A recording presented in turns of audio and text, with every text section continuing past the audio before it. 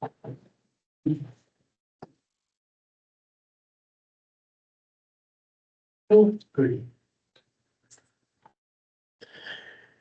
All right, 6:30.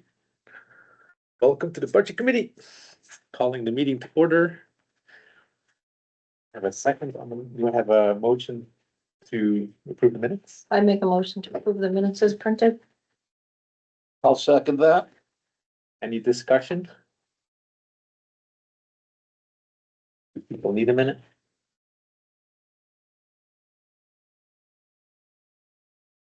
No, they were very good.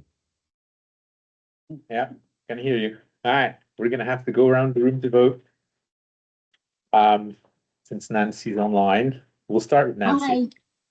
Hi, yes, I agree. Okay, Shirley Green, yes, aye. Jane Plumley, aye. John Klug, aye. Dimitri Desperano, aye. Jean Patton, aye. Dan Regan, aye. Dave Buffet, aye. Tim Pickett, aye. All right, meeting minutes are approved. Okay, presentation from CIP.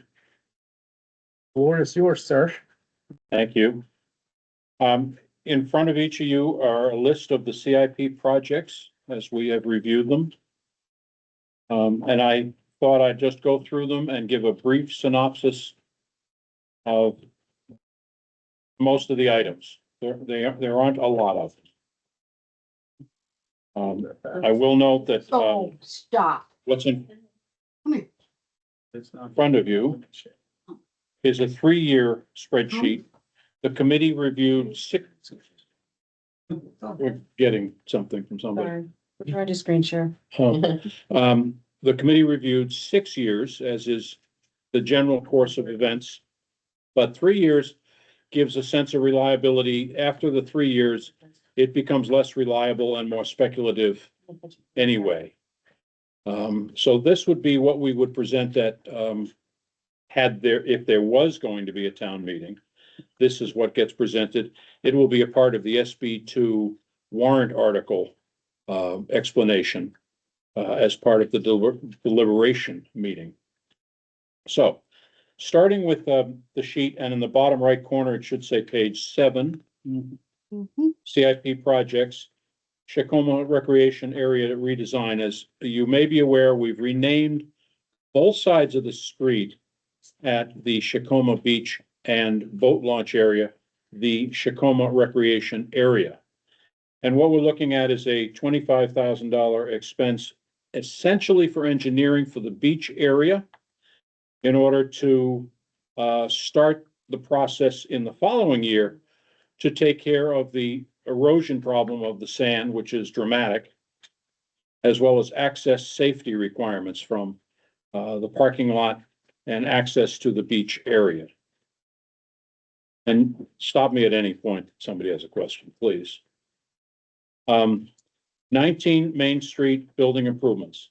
We have put as a placeholder for the moment $100,000 into this list, and it is intended to be the start of renovation potentially for the former police station. However, the committee is making a recommendation to the select board that the $100,000 will not be expensed until there is revenue from the sale of existing properties, particularly Depot Street and the ambulance building facility, as well as the former fire station on Union Street. The spending of the money would only follow that course of action.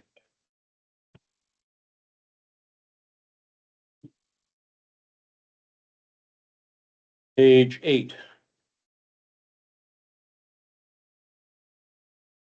At the top, we see the DPW salt shed apron paving. It's only a fraction of what had been requested. We were particularly interested in keeping the budget down overall.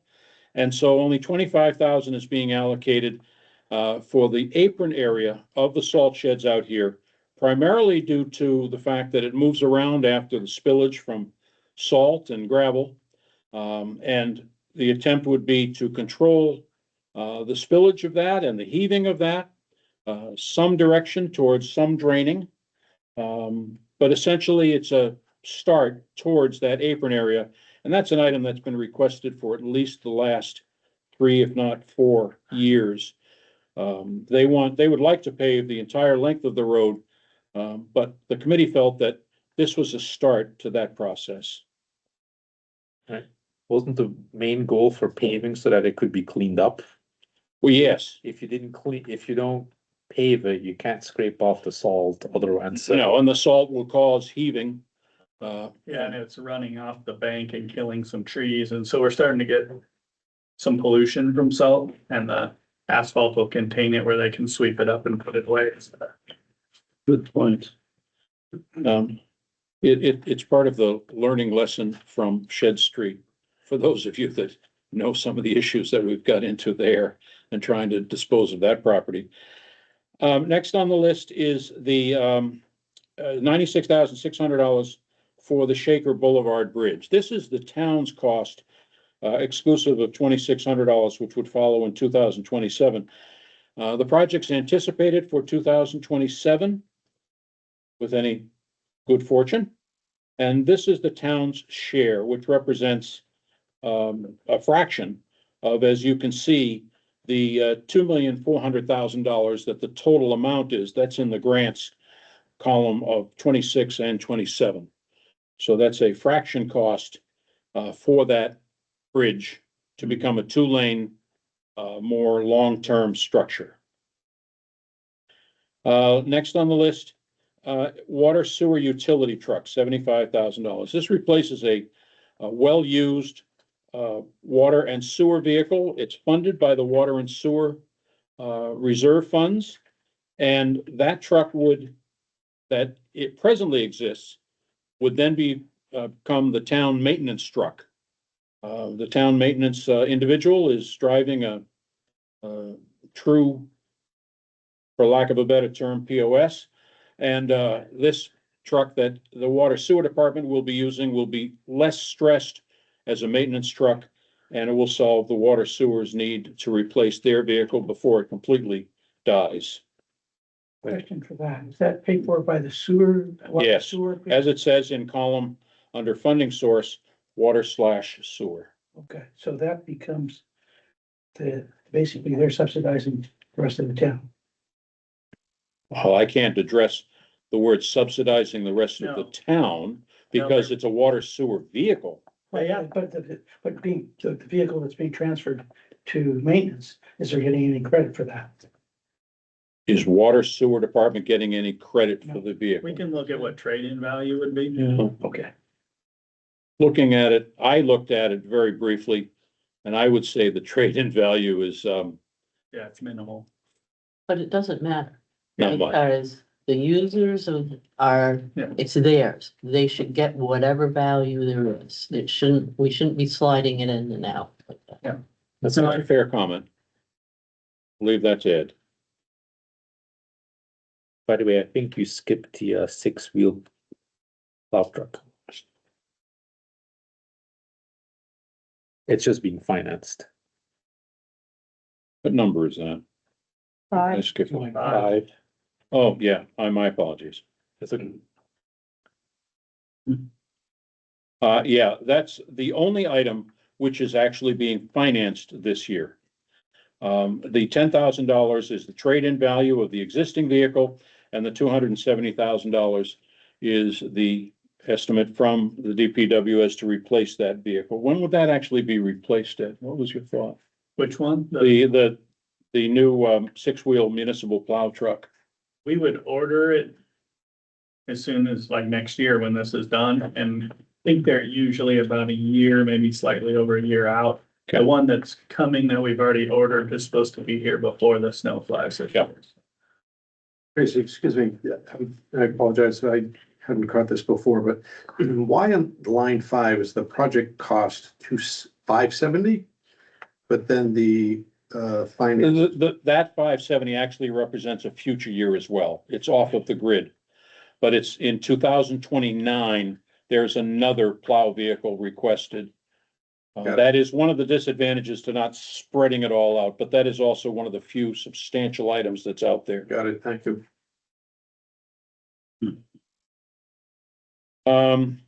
Potato Road culverts. Now, the $150,000 is the replacement of, a culvert at Potato Road as a self-performed exercise by the DPW. It doesn't actually have any, I don't think we still have the grant out there to the former FEMA, do we? Not the full grant now. Yeah, so, what the intention is that, there is an urgency to replace, a culvert on Potato Road.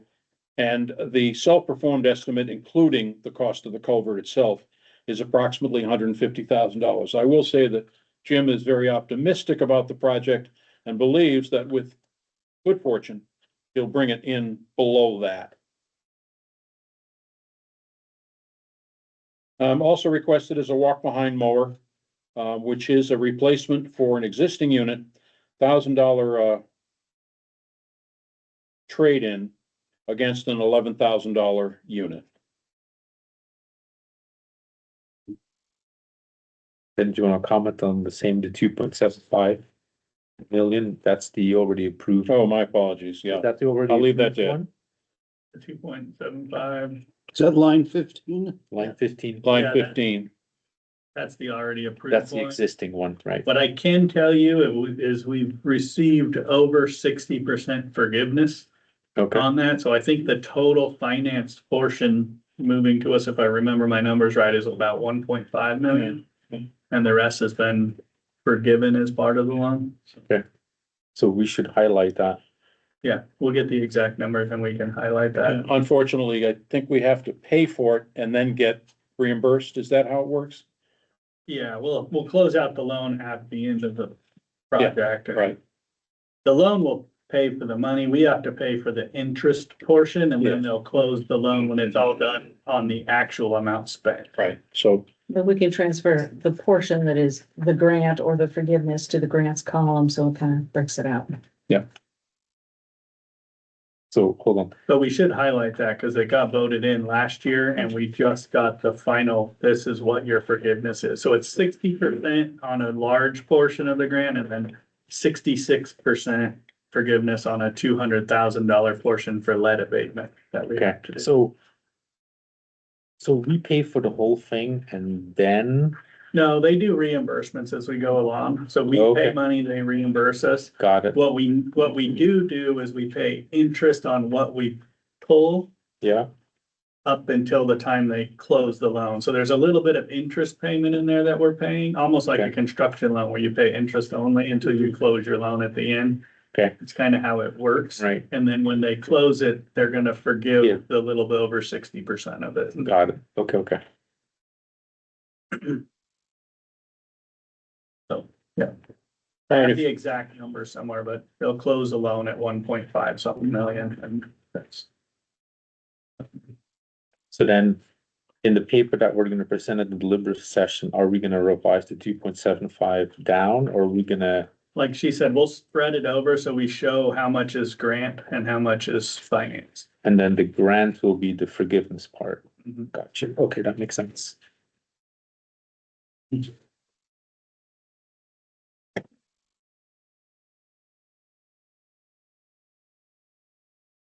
turning the sheet over to the other side.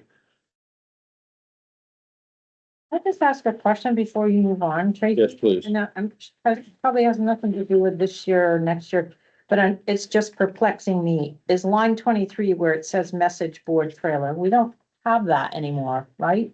That was requested this year and we've actually bumped it out to about 2029 or 2030. For what? Wants to use it as a, similar to the radar one that we have, except this one would say road closed or construction ahead type of thing when they're doing work such as culvert work. Oh, so, okay. DPW asked for one. Oh, okay. Kind of said So- no, but we moved it out instead of Yeah. taking it off and asked them and I've asked a few other people to keep their eye on to see if we could get that on grant funds Yep. instead of spending money. for it. Okay, So the name is there just as a placeholder for future potential. so really DPW then, that's what I was trying to Yes, understand. yes, So this DPW. sheet you're looking at is public work. the whole thing. the Okay. whole list. So everything's DPW. Or a cheap used one.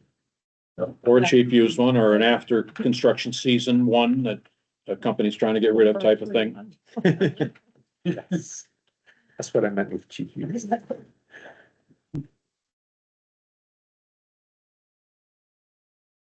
On the other side is public safety.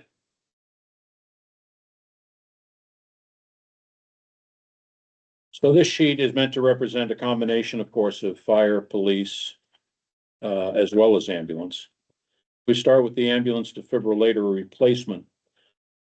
That's expensive as it would seem. It is not a conventional defibrillator. This one has the telemetrics to be able to allow communication directly with the medical team, so that the team in the field can communicate all of the telemetrics from the patient directly to the hospital.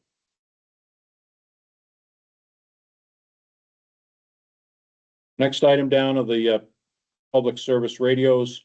These are funded through the annual tax budget. And we're looking at a funding of 5 radios in each of the years to follow. Three radios. Excuse me, I'm sorry. 3 radios in each of the years to follow. The radios that get retired get moved into the DPW for hopefully a little bit of life.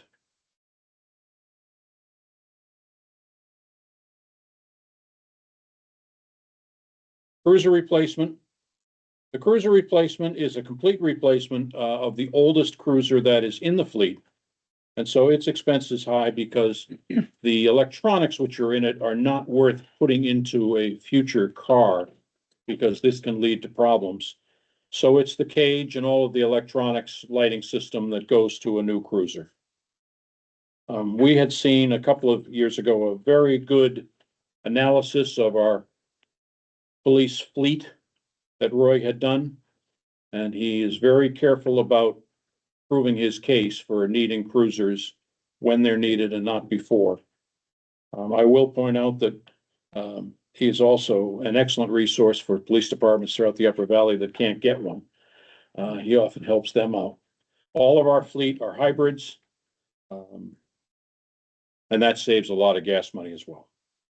I will throw a little kudos that way if I can interrupt that. Please. Actually, it's been the last 2 years that hybrid cruisers have been extremely hard to come by. Last year, Chief Holland was able to find one out of Massachusetts. This year, he actually came to me and said, we can't find them. I think we're gonna have to buy a full gas vehicle. And Cortland went on a mission, Cortland Smith, Sergeant Smith now. He went on a mission and he actually found one somewhere in Ohio. And they had it done, outfitted and shipped here for less than we had planned on spending for one. So I want to give him a little bit of kudos for just digging in and actually going and finding a hybrid. I don't want to say halfway across the country, but almost halfway across the Almost country. All right. Yeah. So when they're hard to find, our officers have done a good job getting those hybrids here and keeping us in vehicles that are lower maintenance, lower fuel. I'm surprised those were so hard to find, Ed. Well, Ford stopped making the police version for a little while. Yeah. After COVID, they were doing some changes and they were just hard to find and everybody was trying to buy them. And It's interesting because when we bought a new van earlier this year, we decided to just go with the same thing and we had no choice. It came hybrid. That's Mhm. how it comes. yeah, I think they're gonna be easier to find moving forward, but they were doing some model changes and those things and they were just really hard to find. That particular model. Yeah, and they have to be release rated. They're not like Yeah. you can go buy an Interceptor or something Right, down at the yeah. store. That's replacing one car, one vehicle every year. One vehicle, pretty much every year. If they don't need to be replaced, the police department's really good at not replacing them, but Roy will speak up and say, we can delay it a year. And he has in the past. He's very good about keeping an eye on that sort of thing. Can I ask a question, kind of back up a bit about the radios? And maybe this isn't the place for this kind of question, but you know me, I'll ask and you can always say nope. I'm just curious because I know it's a whole separate private thing, that sort of thing, and Roy can probably explain this to me. Like the Police Benevolent Association, I didn't know if they ever consider providing any kind of funds for radios, or is, I'm not, I've never been sure how that whole piece works. So the benevolent associations, so each of the emergency services have their own. So you have the firefighter Right. association. Right. They're a totally separate organization from The the town, town. right, And they can pick and choose what they want to buy for the town or not buy for the town, stuff like that. I know for the police benevolent association, which is, fairly new, about 5 years or so now. Typically the stuff that they've done, that being the chief, I'm not a part of the association. Like they raised the funds for like the gym in the new facility, stuff like that. The firefighters association has done stuff before, like they bought the side by side and stuff like that. I'm not saying the radios wouldn't be in something like that. Yeah. It's more of an ask, not a, okay, like I know in the new building right now, all three associations got together and said that they're having a custom,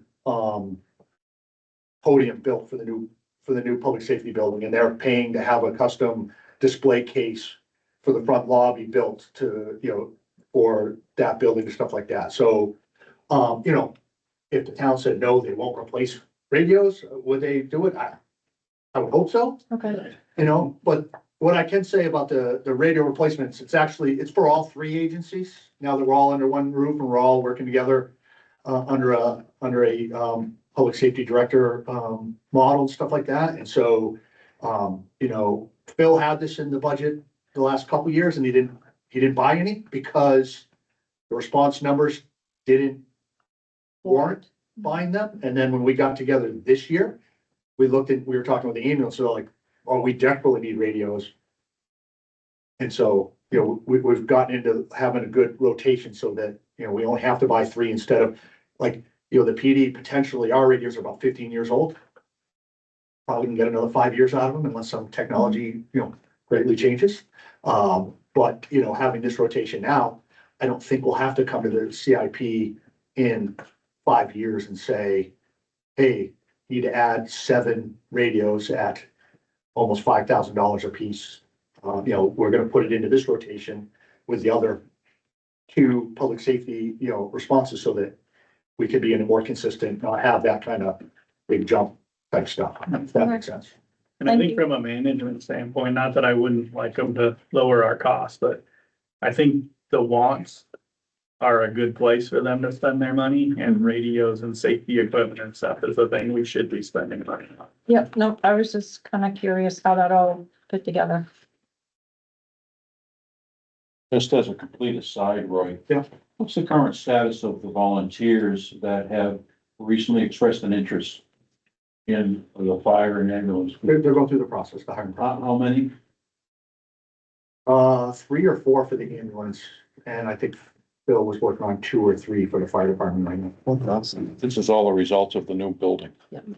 And for the first time in about 20 years, Yeah. the fire department is completely full, not just full-time, we're actually full part-time too. Police department. The police department. So to use a terrible misquote, if you build it. Yeah. So That's what we hoped. Can I correct something though, and not Tracy did great jobs, in the cruiser, we are reusing the cage. Excuse me. Yeah, just the electronics, and that is because it's already in its second vehicle. And so to put it in its third vehicle, you're really testing those waters of, that transfer and reliability.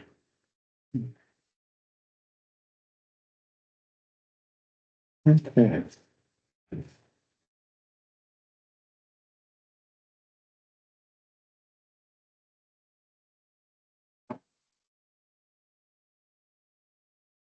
All right, so we're on to, bottom page. In the corner, it says 10.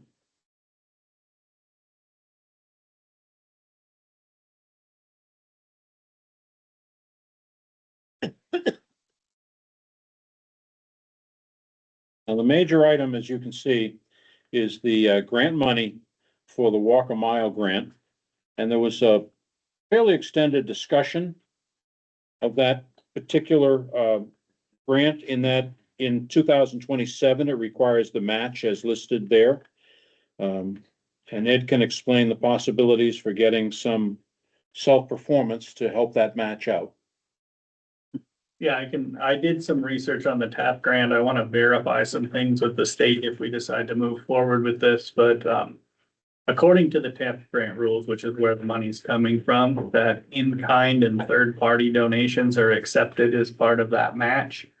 So not only could we do fundraising or something, but, I've talked with Jim and we've done it on Mascoma Lake parking lot, a few other places where we do the trucking and the trucks get paid for at FEMA rates, which are quite expensive. And then manpower and all those things.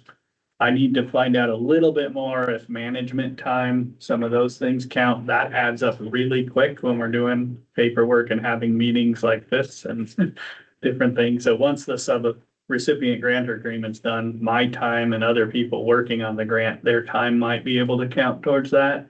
And then the one other thing that does look like it's allowed in there is I've already talking to Chosen Vale and the state. I don't know if the state will be as nice, but Chosen Vale about giving us the right of way to put that trail in.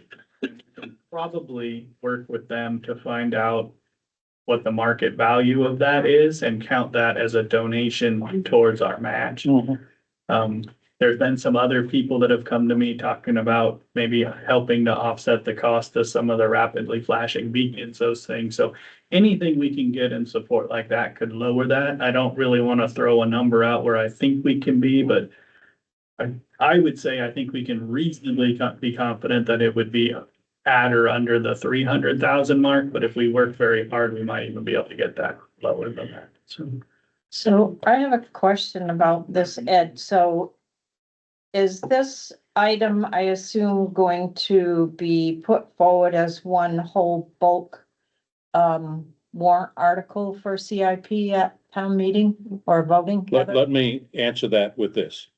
So the committee approved a motion that the select board will be asked to place this item as a warrant article advisory on the ballot By itself.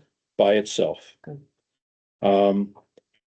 In addition to that, and we'll get it at the end, there will be a warrant article for the contribution to the CIP reserve fund, as there always has been. But this particular item will be an advisory article, or the select board will be asked to make it an advisory article for the warrant.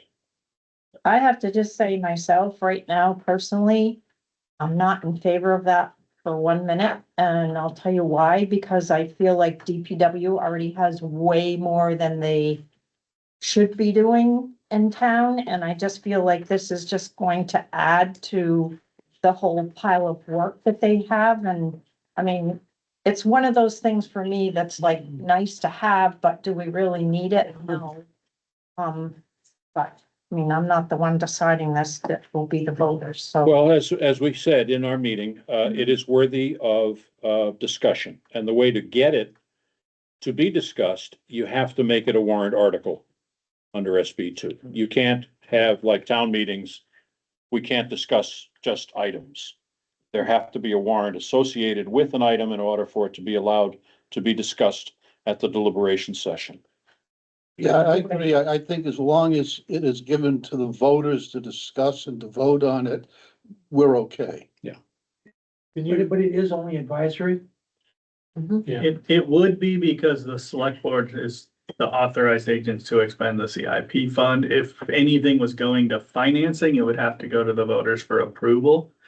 But I definitely, I mean, the select board listens to the voters anyway, but I think on this one, they would really If it look at wasn't that. included in the CIP budget and it was an add-on, to be approved rather than up or down, then The law it's not in the doesn't- budget, then you got to take it from someplace else. Well, the other thing is, it's not in 26, it's in 27. Okay.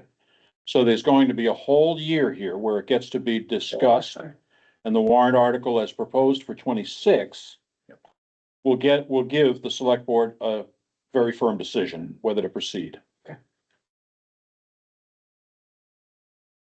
Just one thing, the reason for it is, if you're gonna accept the grant, the town is accepting that they're gonna take and pay the 20%. As soon as you say, we're taking the grant, it means you're committed to the 20%. Now, we can say, you know, people always say, oh, we'll go get donations, you know, yeah. You know, but Committee. your commitment is there.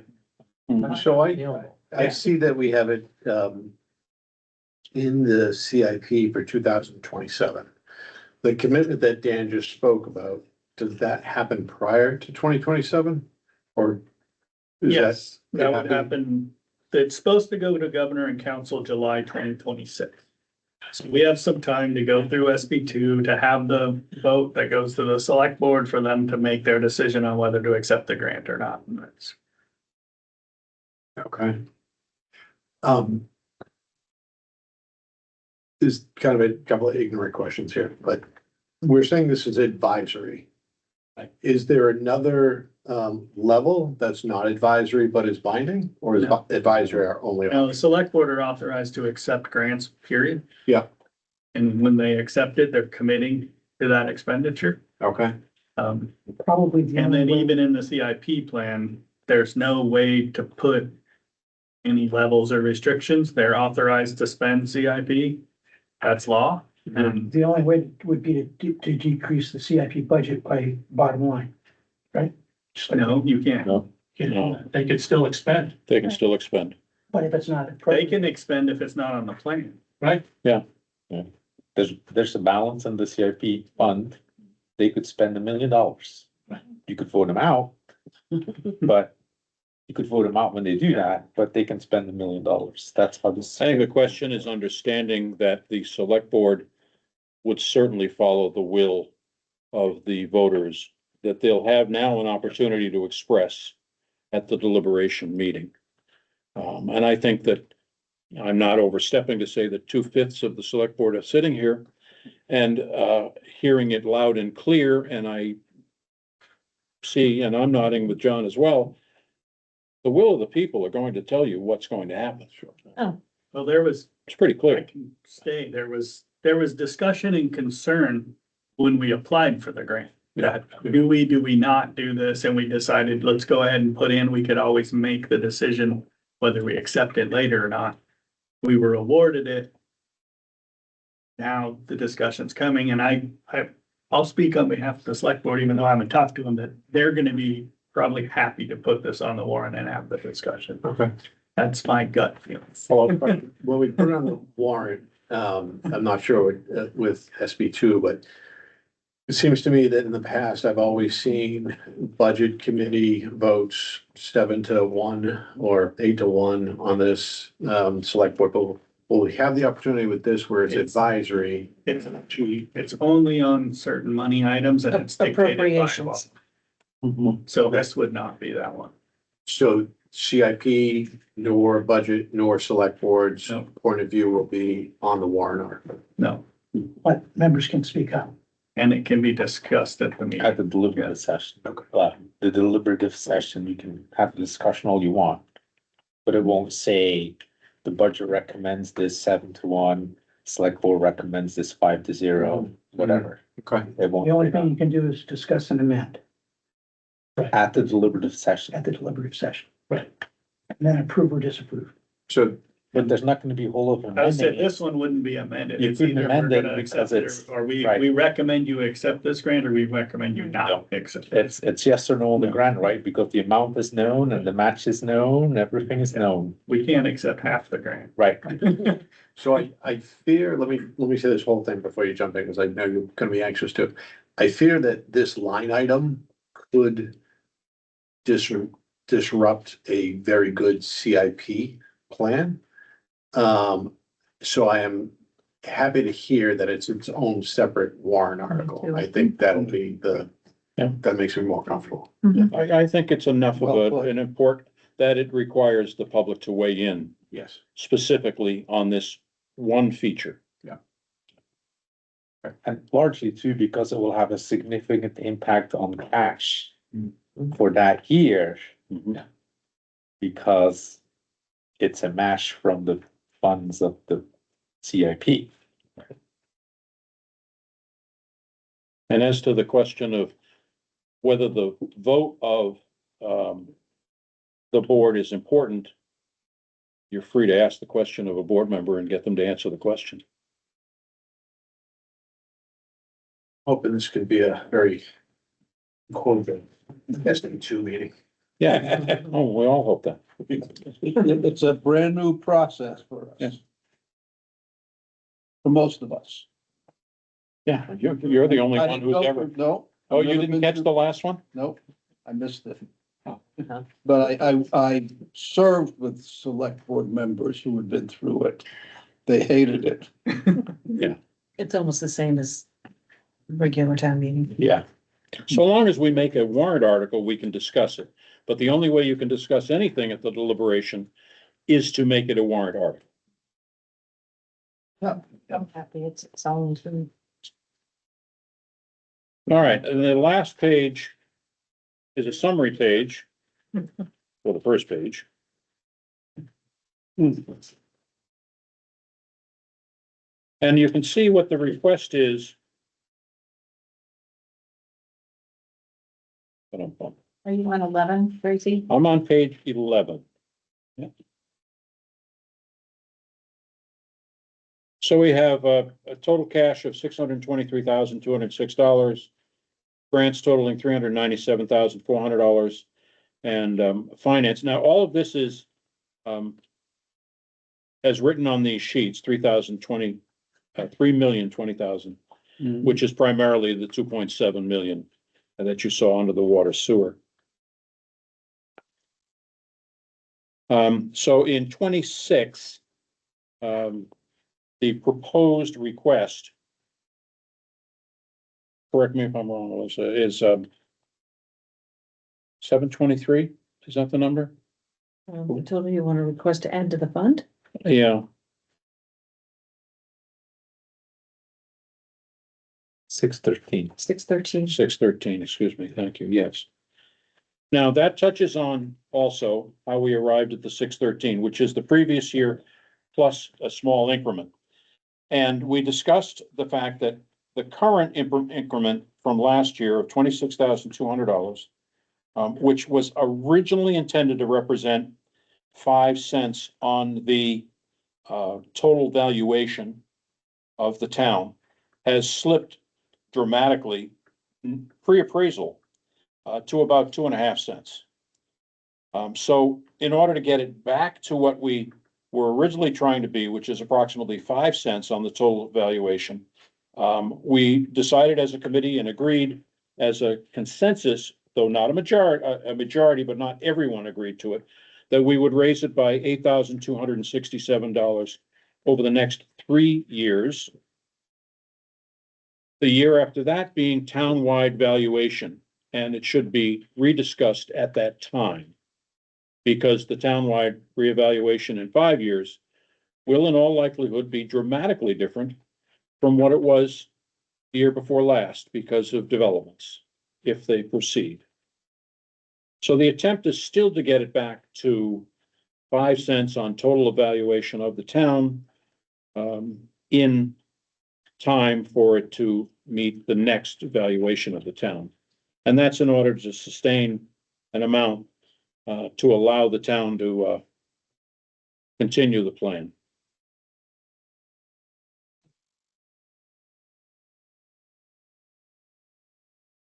So I was the one vote for no. I didn't ask you to say that. I can share that. And so I'll explain why. I don't think the 8.5 is the problem. I think the problem is once we get to higher numbers, we're gonna start compounding at like 8.5%.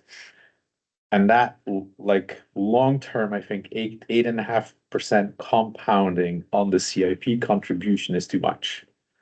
So if it's like, hey, we'll increase it to a little bit over the next 3 years and then we'll reevaluate, that's fine. But I just want to caution people that, we're gonna start adding, like, as it shows here, $750,000 a year to CIP. In my opinion, that's just too high. And as I discussed it with the committee and allowing for Dimitri's opposition to that, you can see that the balance slides if we don't increase the contribution a little bit. And things have become extremely expensive, both capital effort projects as well as the purchase of equipment. And that's the reason for wanting to maintain the capital improvement plan as it was originally designed.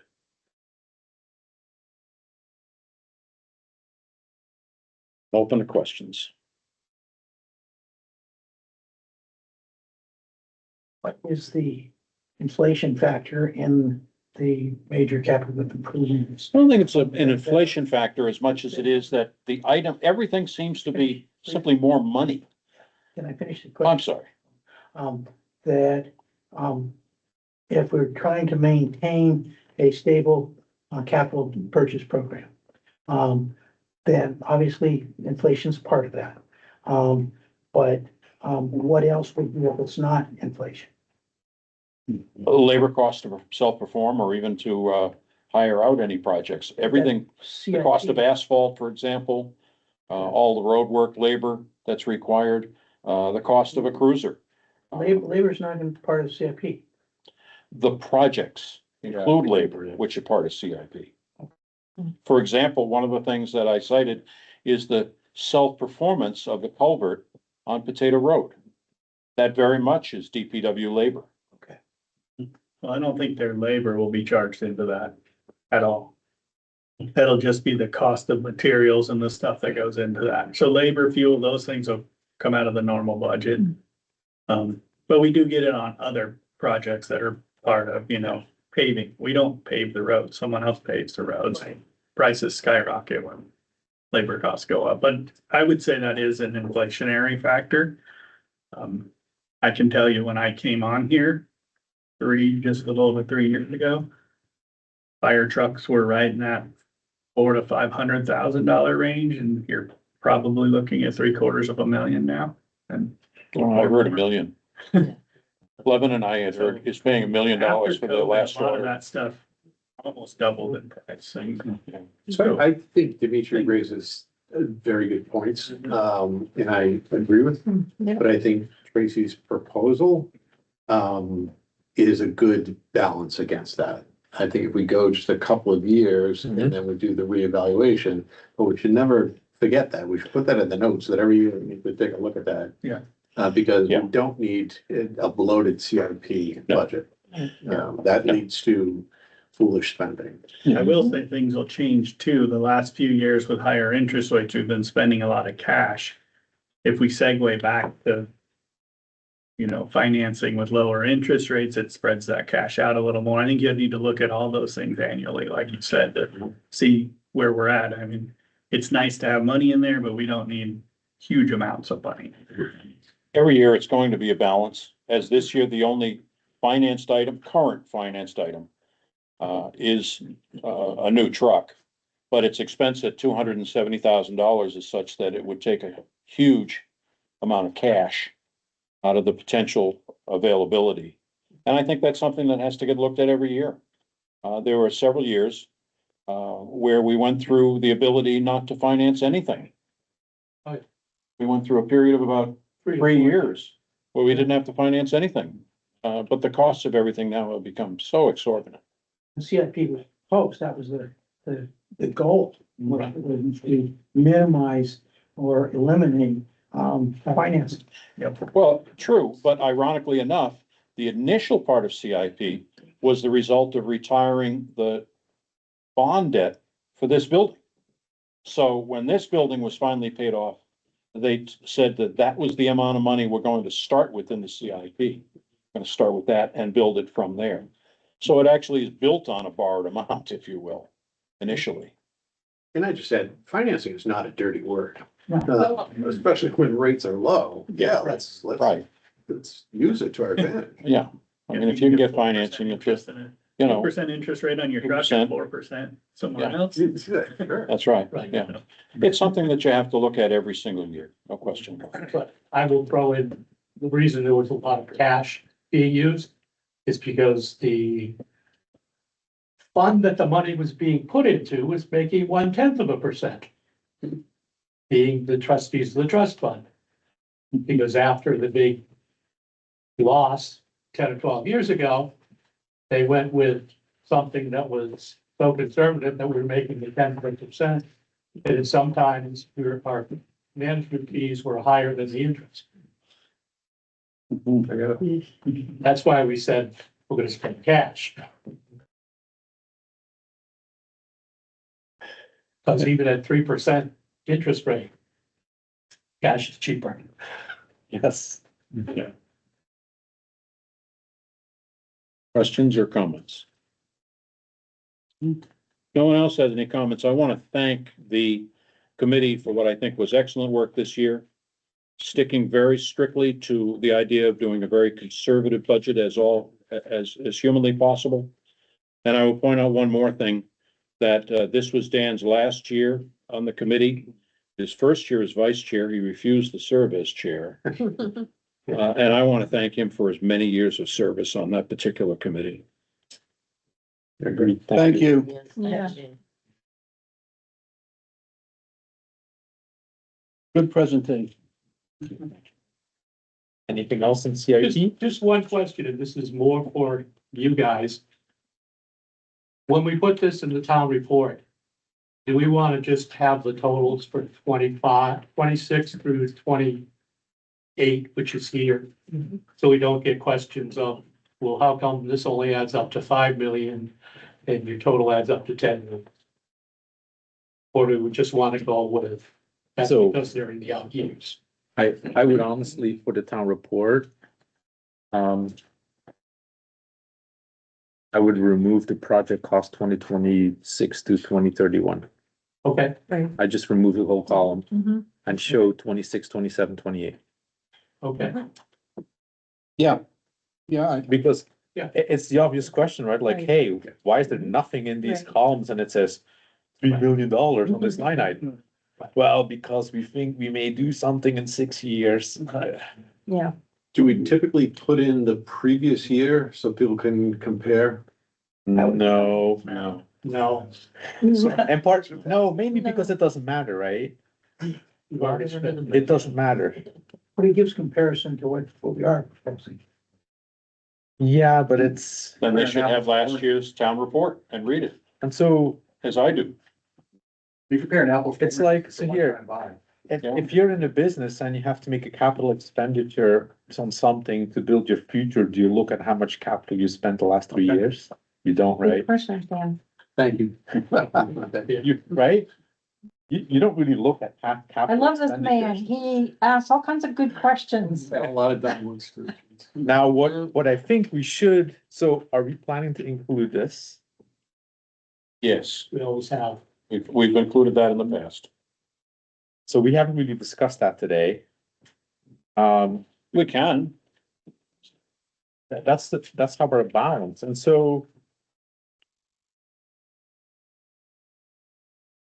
So on this one, we should then, so here, if we're gonna show the table 26, 27, 28.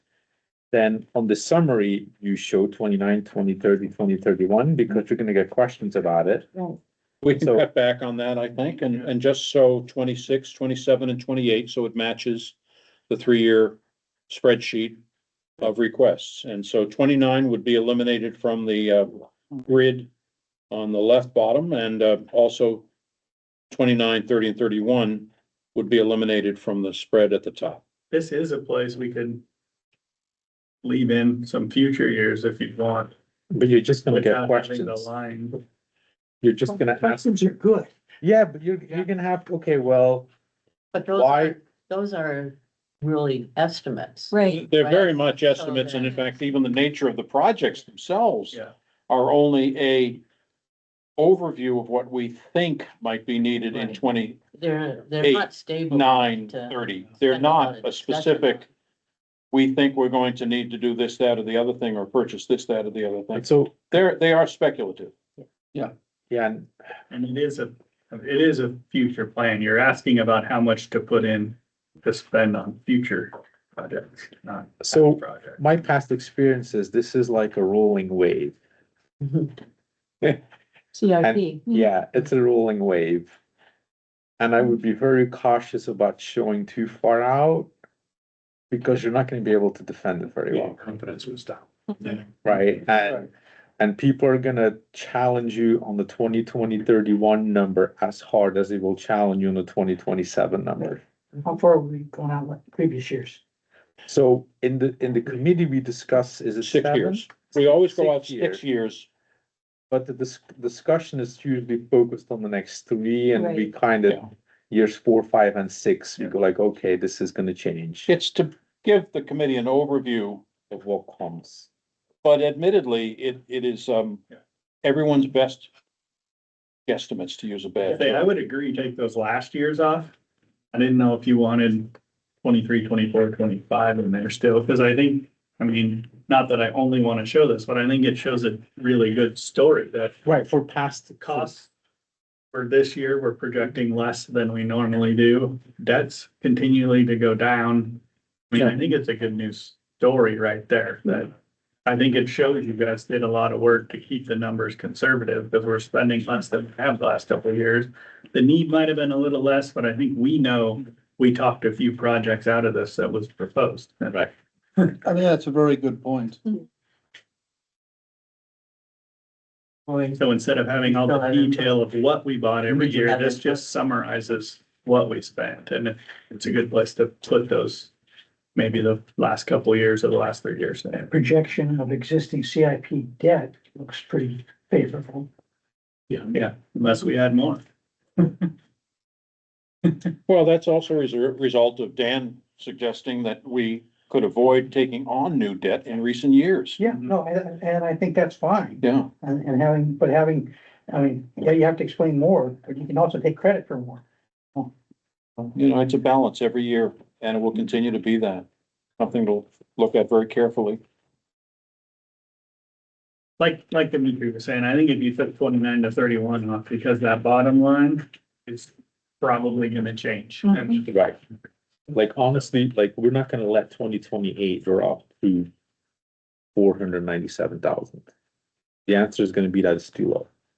Not acceptable. And mainly, like for me, those 3 years, I'm looking at what are they seeing for upcoming projects and expenses? I'm not so worried about the dollar amount, but what is it we're gonna tackle? Mhm. Because we know the dollar amount, we can't guarantee that far out. But it is good to know what projects we see headed down the pipe. Like, is it a fair statement? We're not gonna, would you let the balance go that low? I would. Right. Yeah.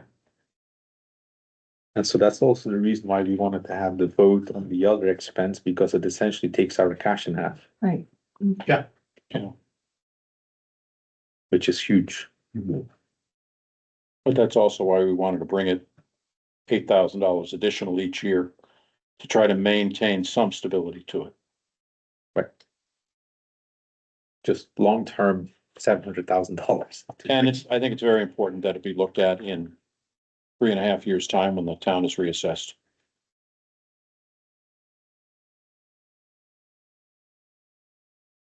It's a balancing act every year, but every year we seem to figure it out, right? Well, think it's that's important to look I think at it that's a each fair year. statement. Yeah. everything needed.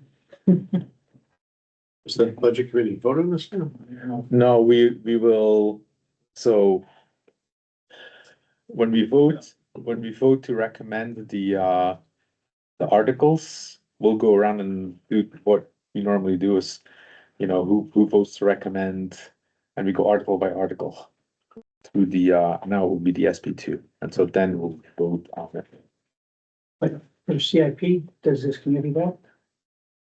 I think so, yeah. Yeah, you're going to vote You're the gonna, amount of money that's For gonna the be warrant cost, article. you're gonna vote on the $600,000 not on the request, individual if you plan. will. Yeah. But it's also not unfair if this committee chose to have a consensus vote as far as the walk a mile grant is concerned. I think that could be beneficial towards the select board. So let this committee know how they feel. I would let the town decide.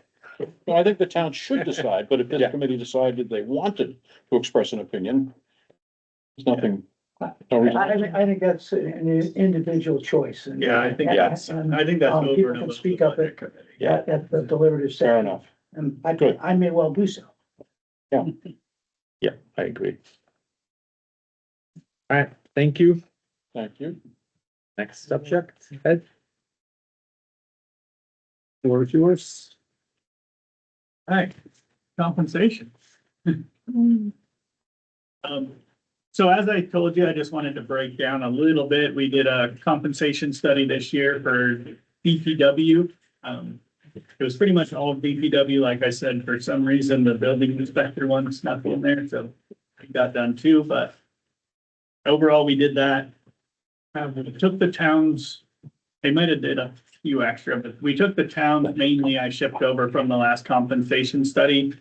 I know some people disagreed with those, some people agreed with them, but they were statistically accurate, comparable towns. And that's what they did. They took the towns from New Hampshire and then they ran statistics through them. And if they were within a 3% variable, they were statistically comparable. So we used those same towns. We pushed out 48 towns were solicited. We got some sort of information back from those 43 towns. So I don't want to say we got every position, but somewhere on that scale, 43 towns responded back. I will say, I didn't count them up, but there was a large amount, I'd say somewhere in the 30s that was pretty much did everything on there. So what I'm just trying to paint there is there was a really good comparison data put out there. This is just an example of kind of what we got back. I didn't want to list them all on here, but the light equipment operator, we had, we broke it down once we got all the stuff into the sample mean, sample medium, and sample 65%. It had low pay, which is kind of the left column, and then high pay in those positions. We did have, I didn't put it on here, but it did mark whether they were a union shop or not a union shop. I did want to note on the next bullet that there was really no real comparison difference. It wasn't like, oh, all the union guys are hired. It was very mixed. Huh. So That's surprising. Yeah, just so you guys know, it was very, very mixed. One thing we did do, and we're continuing to build this little career ladder that I've talked to you guys about a few times. We created a multi-tiered approach to each position. So this is that light equipment operator going on. We have hired a couple, but not many, no CDL drivers that we were going to train to get their CDL and put them in the position. So we started that. The probationary number would be that 2379. And then we put steps 1, 2, and 3. We're still fine tuning exactly what those mean, but what we want to do is put not 1 year in there, but we want to break those up. So maybe, 1 through for a couple of years and certain level experience is step 1. When they get to another certain level of experience in this rate, plus some training and different things, they'll move up through the steps to give people a chance to move up through the career ladder in our smaller departments. Because most of the time it was, well, someone quits or gets promoted or retires, and then they can move to the next level. This gives a little bit of movement within. And then we tried to base that. It did go to the sample 65 on a few of these, like this one, that were pretty close. And actually step 3 is a little higher than that, but that'll be your really long-term employees on this one. So steps will include time and rate. The average DPW increase, and I put not including solid waste, was 1.9% on top of the 3.2%. To get them back in the range where they should have been falling. I pulled solid waste out because they were a lot higher percentage, but I wanted to make sure that you guys looked at this, that it was $2 an hour. So we're moving people to like $21 an hour, $25 an hour. So it might be a large percentage, but it was a small dollar amount. Ed, So excuse it me, just, could you go back to the average DPW? You said the 1.9 is on top of the 3.2. What is the 3.2? 3.2 is this year's COLA. Yeah. That was agreed a couple of years ago by the budget committee when we were going through the compensation study, that we would take the July Boston metric on COLA every year. Mhm. I don't know if you've looked at how the metrics break out month to month, but if you move around months, it could really skew. So if we stay on a certain month, then you're actually getting an annual increase every year. Okay. Some years it's a little higher than the yearly average, but that means next year it's probably gonna be a little lower than the yearly average. So then we, I got that, thank you. And then on top of that, we increased 1.9%. On average, some of them didn't get that much, some got a little more just to catch them up. They really got nothing over and above, very little over and above the last couple years. Cause right when I came on right before we did the compensation study, Jack gave most DPW like a 4% raise on top of the COLA, so they got a big bump. Yeah, So when the compensation study came out, they were close, and we've done the last 2 years to catch up. So when we did this one, they've fallen behind just a little bit. So this is catching that back up a little bit. so what is our goal? If we look at the 48 towns and we look at comparable positions, is our goal to be the mid? Yeah. We're shooting for We're 50%. shooting for 50, and that's where we did a lot of it based off the sample median, sample low. Yeah, Like I said, this line item, and some of them fell above, some of them didn't, got closer a little bit above that sample 65. We could look at pulling that down a little, but I also tried to keep some even movement in there. gotcha. We don't get a lot of light equipment operators, but we get a couple that have that long term in Yeah. there, so. Good, thank you. I So, have a Ed, question. Oh, go ahead. no, go ahead, John. Why do, solid waste employees get no medical or dental benefits? Is they're part-time? Oh, they're all part-time? Mhm. Oh, We have no full-time did not know that. Thank you. solid waste people. Wait, transfer station, not young. So they have to be over 32, 35. I think it's 35. They have to be over 35 hours to get medical Okay, benefits. got it. So most of them are at 24. I don't want to get them high hours, but I've been through a couple towns that like, we're gonna work you 34 hours, and it's, I think it's wrong, but. So anyway, ours aren't, they're really part-time, 24 hours-ish a week. They don't get medical benefits. I do want to bump them up. This 2173, 2580 puts them right in that median mark of what the compensation study came back at. But again, I pulled them out of that 1.9 percentage because I would have pushed that up quite a bit higher if I'm just going off percentage increase. So I didn't want to skew the numbers and make it look like everybody's getting this huge raise when they're not. So Ed, do we know like the impact of the union negotiations? We have just barely, actually, this week was our first meeting for union negotiations, which was pretty much introductions. Yeah, we said hello. I'm John. We did that. We started to set a calendar. We set the idea of, how are we gonna start looking at what the contract might look like? And we decided to put kind of a model contract together. We'll agree on that, then we'll start talking on terms. Okay. I don't expect this to be done by deliberative session, so, we'll have to go through that. A lot of it may be based on the next year around.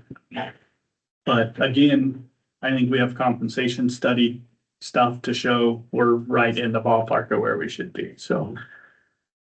I just also want to say is in regards to the solid waste guys, those guys deserve that money and more as far as I'm concerned after spending 3 days up there, 2 hours each. Watching what goes on, cause I'd get fired the first day I worked there, I can tell you that.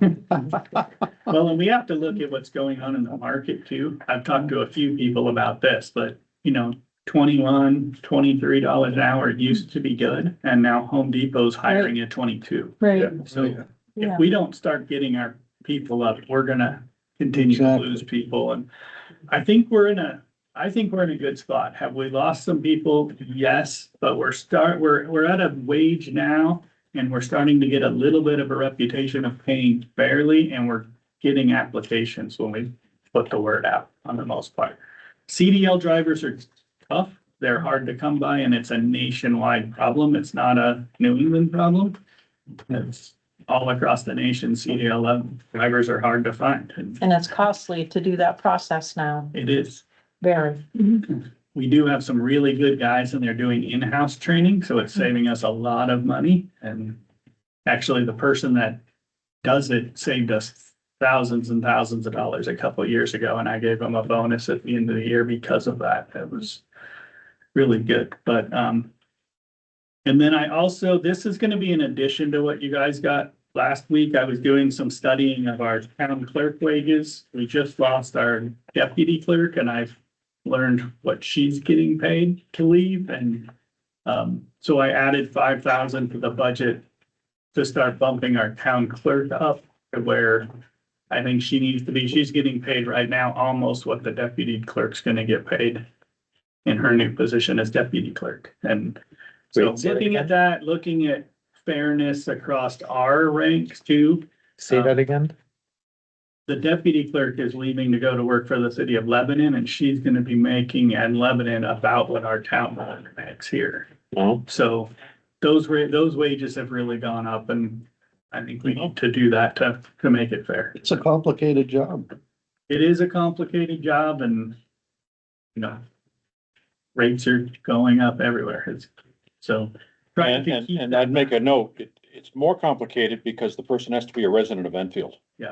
it's a very small hiring pool. Clerk and deputy clerk by law has to be a resident of Enfield, so. Really? Yeah. Makes sense. What, out of curiosity, because why does doesn't that make sense? So the deputy clerk had to move to Lebanon? No, No, cities they're aren't, city charter. yeah, Oh, yeah. They don't have to. good lord. Huh. They're I tried bigoted to against fight that through towns. the legislature and I was arguing with the Secretary of State in front of the legislature and it didn't go well.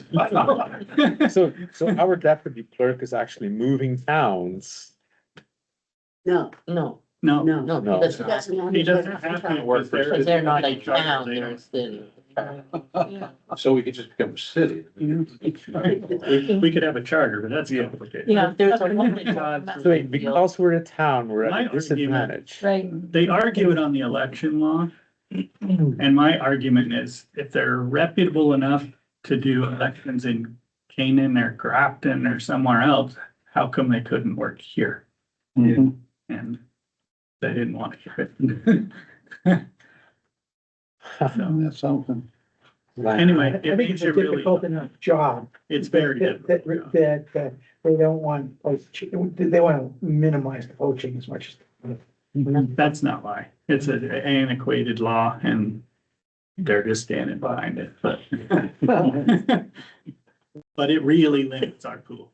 When we go out, we get maybe one or two qualified applicants, and then we had quite a few drop out because the pay range was too low for the deputy clerk job. It's one of those departments we gotta really look at over the next few years. And then that kind of leads to the next little part there that you guys probably have no clue what it's doing, because I didn't put any explanation. But what I kind of did in my head was I was just kind of going through trying to group jobs that we have that I think should be in a similar pay range. So that first one is the DPW admin assistant, that's Chantel here. Public safety administrator, which is Emily, and the deputy clerk. I think overall, jobs are similar. There's some confidentiality issues, different things that we gotta talk through. Next one down, assessing administrator and our AP payroll clerk, and then you can see down the line, just kind of those groups that I'm trying to keep close to each other. They don't have to get paid exactly the same, but I think they should be in the same ballpark as each other. Ed, do you anticipate we'll have difficulty replacing Julie because of, I have made an offer that's been accepted. I can't tell you who it is because we're going through background checks, all that stuff, but we do have an accepted position Great. that is planning to start November 10th. So that's have some excellent. overlap, Wow. That's great. so When is Julie's last day? At the end of the year? December 15th, 12th. 12.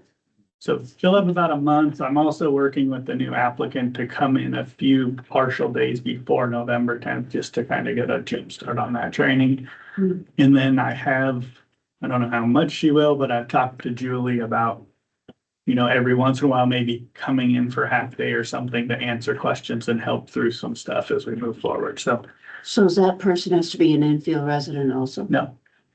The only requirement in our town is the clerk of deputy clerk. And then we do have, a self-induced in DPW, we try to keep them within a 30-minute response time for winter weather. Makes sense. So Wendy's retiring? No, Julie, Julie. Julie. Julie is retiring? Yeah. Okay, And like true retirement or, through retirement. okay. He's like a walking encyclopedia that will be missed dearly. Well, she's been here about 30 years. Yeah. More Yeah. than 30 years, so. And lived here, so she knows this place inside out and upside down. So pretty long tenured history How do we she feel? has, so. She'll definitely be Yeah. called on a few times. Yeah, over the next few years, we have some long tenured employees on deck to retire. Mm. It's something we need to be looking at, continuing to look at succession planning. We've been doing that some in a small staff. It's extremely difficult. It's not like you can train someone to come up because they're most of the time doing their job. And So how does that affect, you know, how we were putting money into an account so that if you have to pay out, Oh, yep, yeah. we budget for that as we move through. okay, We've been talking about that for Yeah. next year, but it would be kind of offsetting as we move it in and out. But as of right now, we're sitting in a good spot there. Julie doesn't have a lot of vacation and sick leave and stuff to buy out, so we're okay here. Elisa's planning on retiring next December. We will budget accordingly. Maybe she'll change her mind. Maybe earlier. Yeah, yeah, don't push that, because it'll be July instead of. In the school district, your sick time wasn't bought out. And I had over 100 days. And I always felt so bad because you couldn't give it to someone younger either. It We just, do 50%. just disappeared. We do 50% of the sick leave for people that have gone to the retirement age. It used to just be an age, if you're this age or older, now they have to be here 20 years and hit a certain age for us to buy out part of their sick time. It's kind of our thank you for spending time here. It's good. So, I was very bad for someone that had hardly any, and you couldn't have some of mine. This wasn't using Dimitri's spreadsheet, which I think we should still do this year, but this was just working off last year's budget numbers and this year's requested budget numbers to show some differences.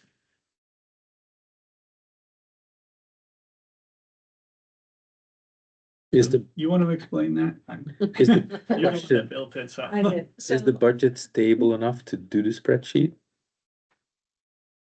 Probably we can update right before you do it. There's been some changes, but it's gonna be small stuff from now on forward, so we can update that and get it to you somehow, because you don't seem to get my spreadsheets now either. No, I got yours, no? I sent it to you and you said I can't open that.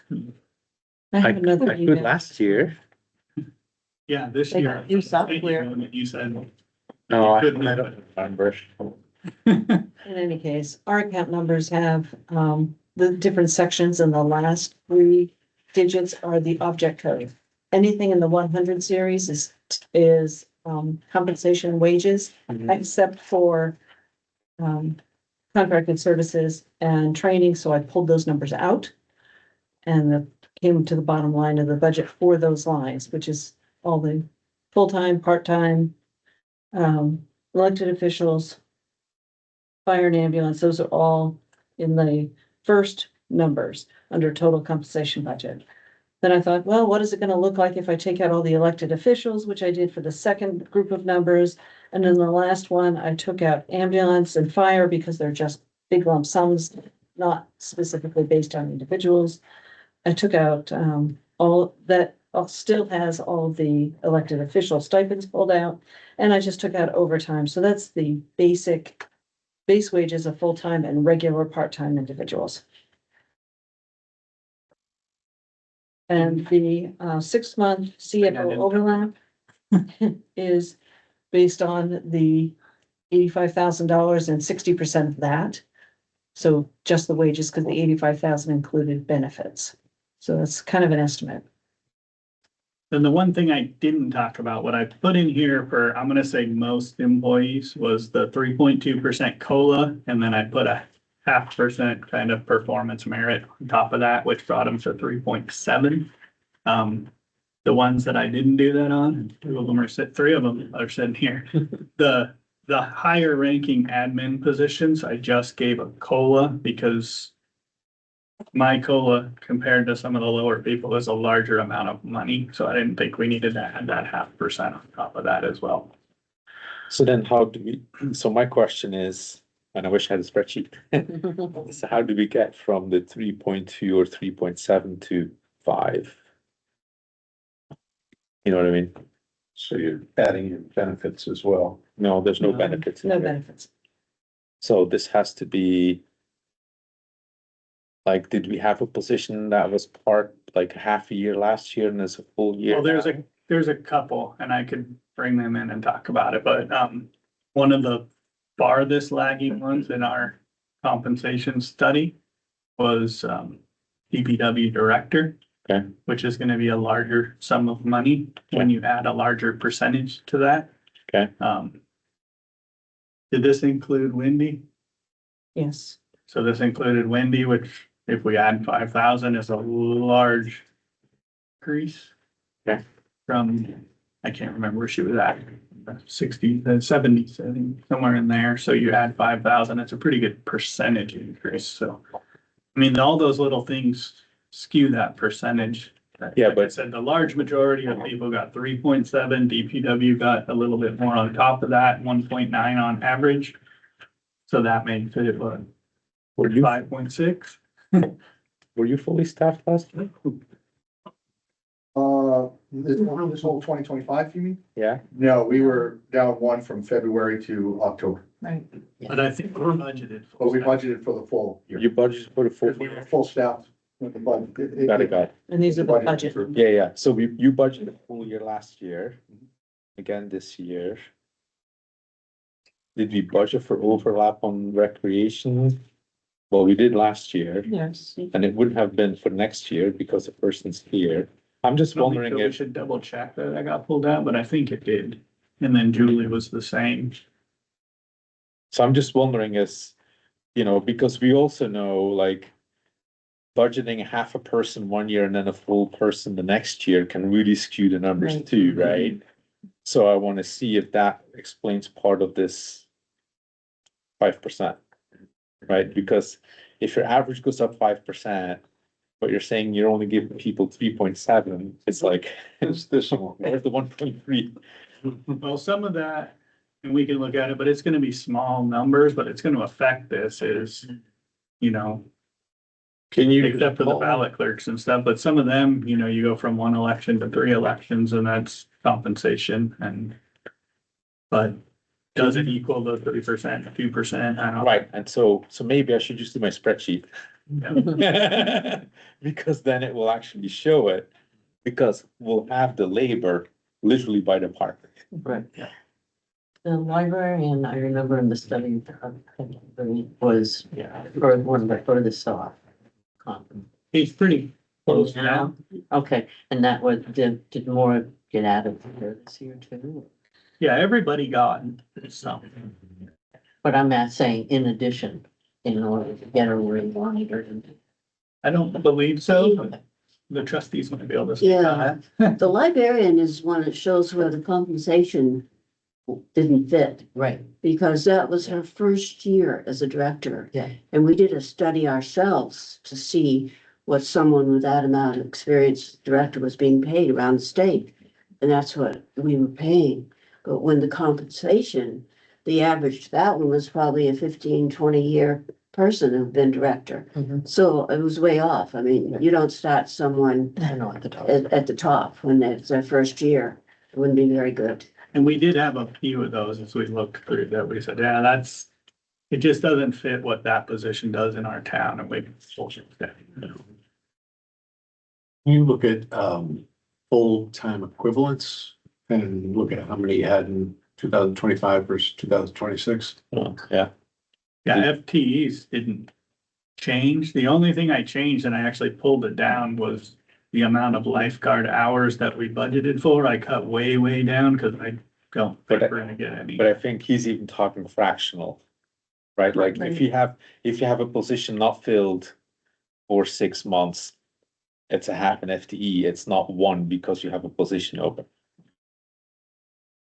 Is that what you're asking? Yeah, because that might make up the difference. But these are budgeted But it's numbers. We budgeted budgeted numbers. for the Yeah, whole but year. these are- That's true, they're budgeted numbers. We not didn't actual. add even a half a position Hmm. last year. But So if you had in 2025, if you had just half a person, No, this is budget. no, in budget, if you had half a person in budget, and then in 26, you bump that up to a full-time. there was no change. There were no changes like that. No.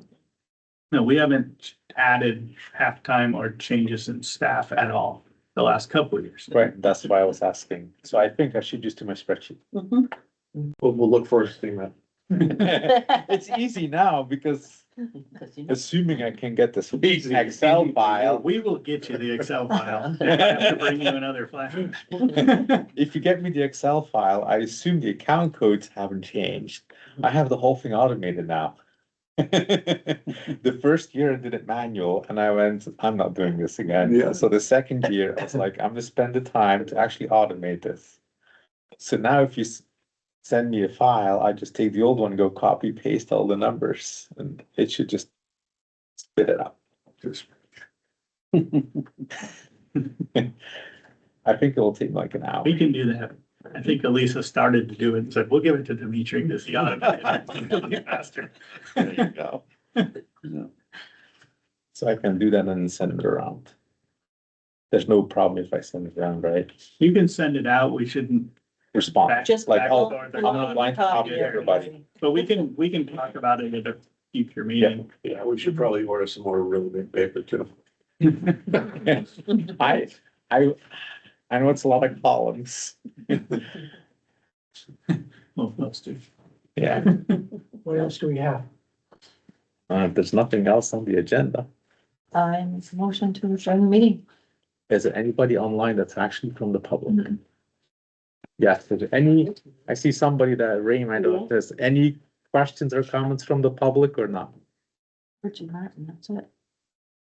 None? Okay. And also is it Sharon's?